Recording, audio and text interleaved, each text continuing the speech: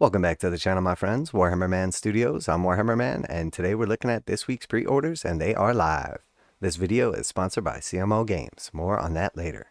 Alright, so here we've got this week's pre-orders. Some big releases here for the Sigmar range. First, we have the Battletome Blades of Khorne, and then Battletome Hedonites of Slaanesh. And these are the limited edition books. $90 a piece for these, and I believe they said they were restricted to 500 copies each. And this is still the regular book, just a little bit fancier. And then we also have the return of Khorne the Betrayer. So he did get repackaged here, 40 bucks for Khorne the Betrayer. And this is the plastic Khorne the Betrayer from just a couple of years ago. Very, very nice looking model there. And he has been out of stock for quite some time with the new World Eaters release. So definitely glad to see him making his way back into the range. And then just scrolling down here, we have our two new characters. First, for the Blades of Khorne, we have the Realmgore Ritualist. So very cool model right here. Definitely neat. Have to look forward to seeing the rules on this guy, as I haven't seen any spoilers yet. And then we also have the new character, Lord of Hubris, for the Hedonites of Slaanesh.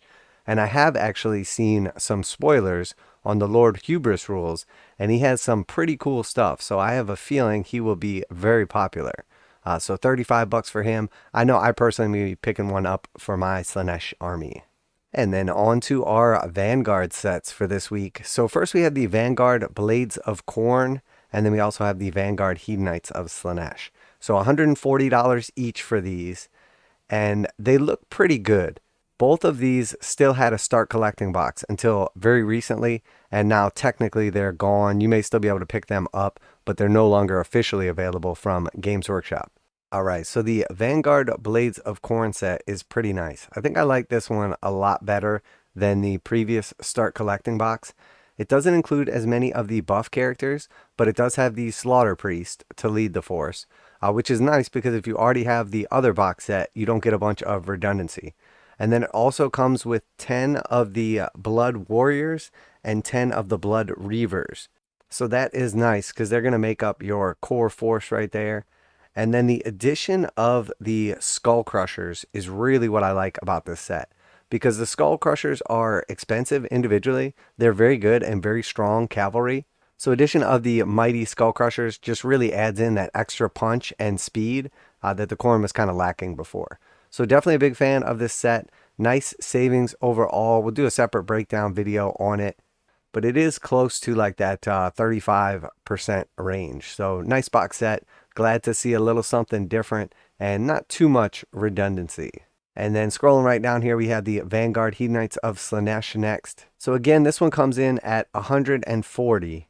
So it is led by the Shard Speaker of Slaanesh, who is a good character, nice little caster. And then it comes with 3 of the Slangor Fiend Bloods here in the middle, which have kind of made their way into all of the box sets recently. They're overall nice models. They're not bad in gameplay, but not amazing. And then it comes with 5 of the Slickblade Seekers, which can also build the Blizzbarb Seekers. So you can build them basically as melee or additional shooting. Now this kit is 70 bucks, one of the more expensive cavalry kits, and by far the most expensive kit in this range. And then on top of that, you're going to get 10 of the Blizzbarb Archers, which also includes the little homunculus guy as well. So there is about like 225 bucks or something like that in this box set, which is somewhere around like that 33% savings. I think for me, the big thing that I don't like about this set is the Slangors. It's not necessarily that they're bad, it's just that I personally don't need any more of them, and they take up basically all of the savings in this box set. So if you were planning on buying all the other units, which is fairly likely, the Slangors are basically free, but if you're not after the Slangors, you sort of just lose all your savings. So I really would have rather see some of the Myrmidon Painbringers instead of the Slangors. But other than that, I think it's actually a really nice box set. It does also give you some pretty good ranged, and there's a lot of buffs you can put on them as well. And then also you can make the cavalry actually ranged as well, and because they get 3 shots a piece instead of 2, you're getting like 20 something from a regular squad. You're still getting 15 from the cavalry, and they're super fast. So potentially with the current meta, you could put yourself in a position with some of the range and speed of this army to essentially snipe characters that your opponent wasn't expecting. So overall, pretty nice box set. I do like it. It does have some nice savings, but I think the Slangors kind of hold it back a bit. All right, and then we got a bunch of Lord of the Rings stuff after that. So a bunch of little box sets here. The Bridge of Khazad-dûm, Out of the Frying Pan, and then we see Flies and Spiders, Roast Mutton, Attack in Lake Town. I'm not sure what the deal is with any of these. I think Games Workshop maybe mentioned them, talked a little bit about them. I'm not sure if they're actually like bundle deals or discounts. I'm sure you Lord of the Rings players out there can chime in and let somebody know in the comments. Are these actually like savings, or are they just bundled up groups? It looks like they are all available to order, which means direct from Games Workshop only. All right, and then down here we have the Battletome Blades of Khorne. So this is your regular Battletome, $55 for that. It does include the digital code for free. And then we have the Battletome Hedonites of Slaanesh as well, $55 for that. I have actually seen a little breakdown on this already, and it does look very strong. There is some really cool stuff going on here. It's super fun. Maybe I'm a little biased because I have a Slaanesh army, but definitely looking forward to playing with the new set here. And then we see the Warscroll cards, Blades of Khorne, $35 for those, including the tokens. And we have some nice dice sets here as well. So $40 for the dice. You do get 20 in a set, so that is $2 per die. They are nice dice. I do like the bright colors of them and everything, but obviously the dice boycott continues. And then we have Ahriman, the Eternal paperback. So if you're after Ahriman the Eternal, it is now available in paperback, $16 for that. And then we see the Knights of Talisar, Cato Sicarius Omnibus paperback, $18 for that. So if you are an Ultramarine player, you're probably after that one. And then we have Warboss. So $27 for this. It was previously only offered in that like super rare, exclusive, mega bundle, limited edition set. So it is cool to see this available for $27. From what I understand, it is actually a pretty cool story, pretty fun. So $27 for Warboss.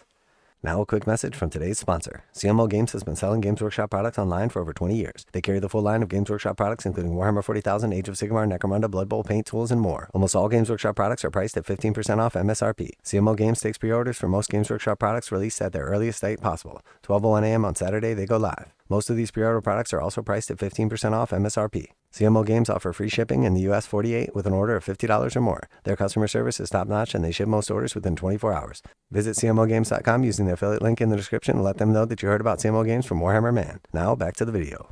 And then we have some of our leftovers from last week, the Arks of Omen dice sets. I really don't like that Games Workshop has diverged away from the dice being the same, because I think if you just glance at these pictures and you didn't realize what was going on, you might just assume this is 20 dice in the set. But what you have to look out for is the like premium dice with like the marbling in them. You're only getting 15 in a set and they're $35, as where the more just like basic round corner dice without the fancy marbling, those are 20 in a set for $40. So obviously all the prices are pretty ridiculous, but some of these premium dice are actually pretty nice. I've never had an issue ever with the quality of Games Workshop's dice. You know what? Of course I say that, and then that's not actually true. There was a couple times they made some specialty dice in the past where there was issues. Like for instance, the Necron dice. I bought a set of those, and all of the Necron dice, literally every single one, has a flaw on it. So I shouldn't say that never had an issue with quality, but for the most part, Games Workshop's dice are top quality, and they've made some really cool ones. But the price on them, in my opinion, has just far exceeded the value that their cool stuff offers. So keeping moving here, we do see some more of the Lord of the Rings stuff right here from last week. We do see Vash Store is still in stock. So very surprised to see the Arks of Omen Vash Store book still holding strong, but good to see. And then we have those boarding patrols as well. If you were after some boarding patrols and they sold out or weren't available, don't worry just yet. A lot of them have started showing back up. The Chaos one sold out very quickly, and that one is back in stock now. The Space Marine one, there's a bunch of other ones that look like they were gone, but now they're back. So we see the Boarding Patrol Death Guard, very nice set right here, 115. Then we have the Typhon Heavy Siege Tank, pretty cool, super chunky. Boarding Patrol Gene Stealer Cult, Boarding Patrol Chaos Demons, Boarding Patrol Adeptus Mechanicus, and then we see the brand new box set Wrath of the Soulforged King is out as well. So that is the return of Azrael, and then also a Vash Store, and then the Dark Angels facing off against the Chaos, Cult, and Demon Engines. Pretty cool set right there. Then we do see the Wrath of the Soulforged King special edition set still available. If you're after that art print right there, you'll have the honor of buying it for $50 if you also pay full price for the other items in the set. All right, and then on to the Contemptor Dreadnoughts. So these are the 6 new Contemptor Dreadnoughts. I am not sure why all of these are out of stock. I'm not sure if they ever actually made it into stock in the United States, but this is essentially a plastic Contemptor kit, and then you just get your faceplate, which is like resin from forgeworld. So all of these are exactly the same Dreadnought, same plastic kit, same Contemptor that you would normally be able to get, and then you just have the addition of the faceplate. So previously when you ordered from Forgeworld, their Forgeworld Dreadnoughts were all super unique, and they had cool stuff on their arms and legs and just all over, just over the top awesome.